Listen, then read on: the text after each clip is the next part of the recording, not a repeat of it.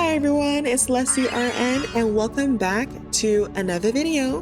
We'll be covering the foundation of blood pressure management, ACE inhibitors, and ARBs. Before we talk about pills, you have to understand the villain in the story, the RAS system, renin-angiotensin-aldosterone system.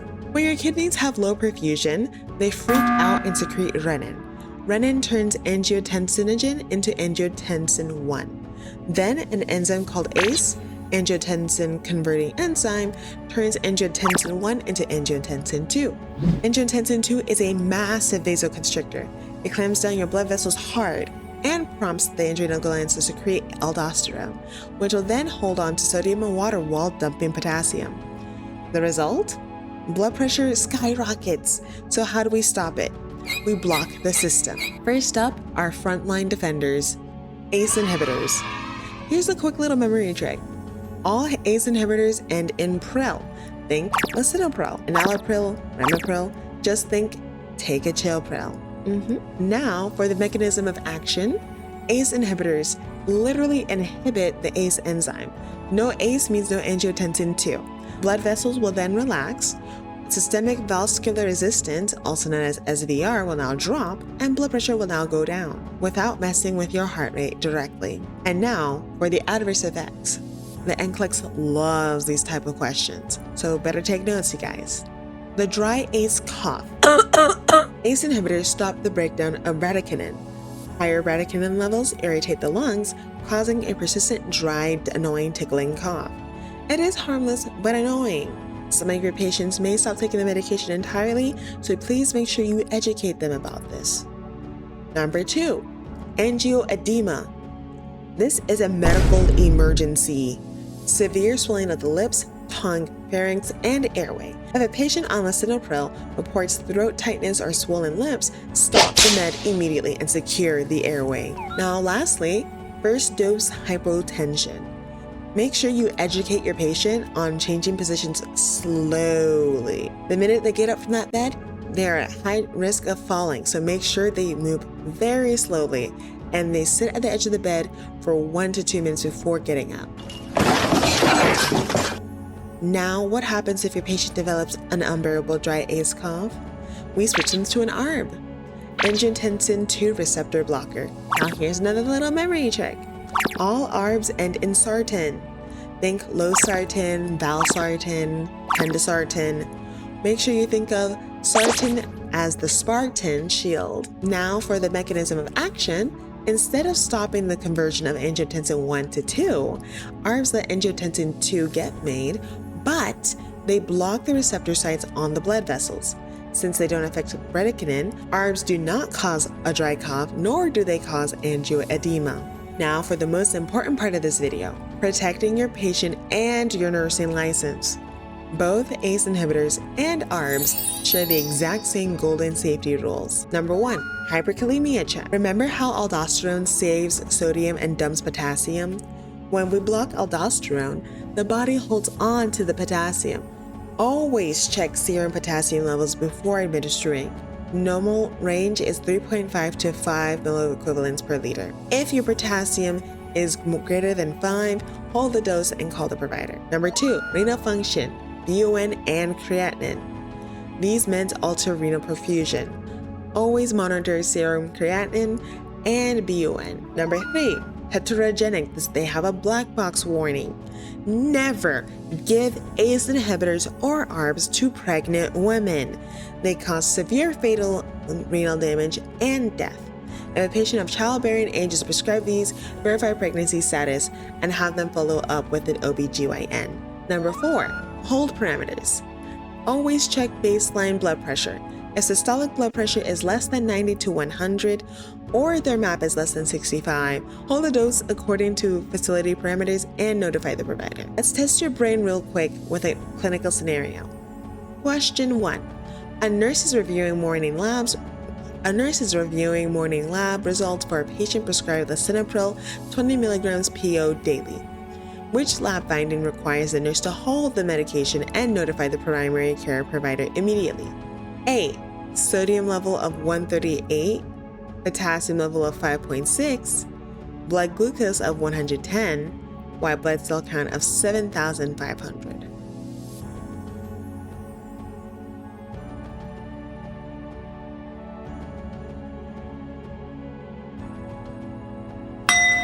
If you chose B, potassium level of 5.6, hit the like button. Lisinopril causes hyperkalemia by inhibiting aldosterone. Given it when potassium is already elevated, risks fatal cardiac dysrhythmias. Now for a case study question that you may see when you're starting to prepare for your NCLEX now that we have the next gen. Your patient is a 62-year-old female admitted for management of essential hypertension and early-stage diabetic nephropathy. She was prescribed lisinopril 20 mg PO daily for 3 days ago. Patient calls the nurse into the room complaining of a strange feeling in her throat and difficulty swallowing her breakfast. She states her lips feel tingly about 30 minutes after taking her morning medications.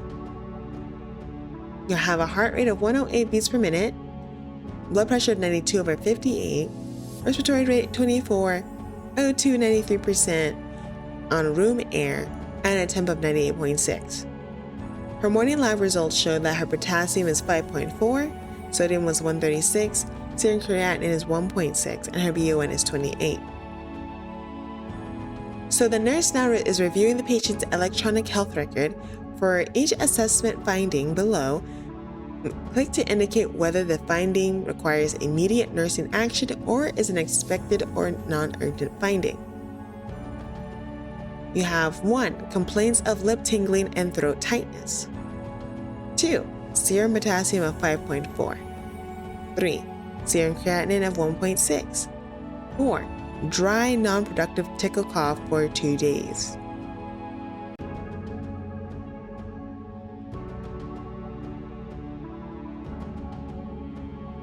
So let's go over the table first. So for number 1, lip tingling and throat tightness. This is an immediate nursing action. You are worried for angioedema, and if that happens, their airway is going to be blocked, and we don't want to risk any of that. That means they are at risk for intubation, so we have to make sure their airway is secure. Number 2, serum potassium of 5.4. This is also an immediate action. This means she's retaining potassium, which means that she can be at risk for cardiac dysrhythmias. We have to make sure we get an EKG as well and see what her heart rate is on the monitor. And based on her heart rate, it shows that she is sinus tach, heart rate of 108. Number 3, serum creatinine of 1.6. This is non-urgent. Yes, it is elevated. As we did say before, we want to monitor the renal function. However, this is not an immediate action. There's other things that are way more urgent that we need to focus on. Number 4, dry, non-productive cough.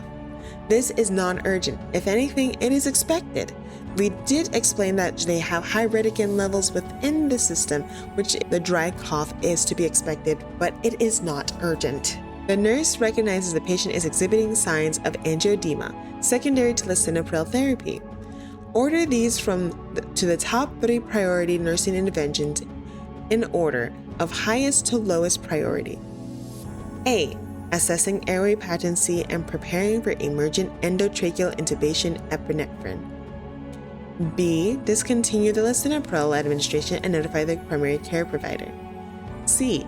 Administer a 500 milliliters normal saline bolus for hypotension. D. Request a prescription to switch the patient to an ARB. E. Place the patient on a continuous cardiac monitor due to hyperkalemia.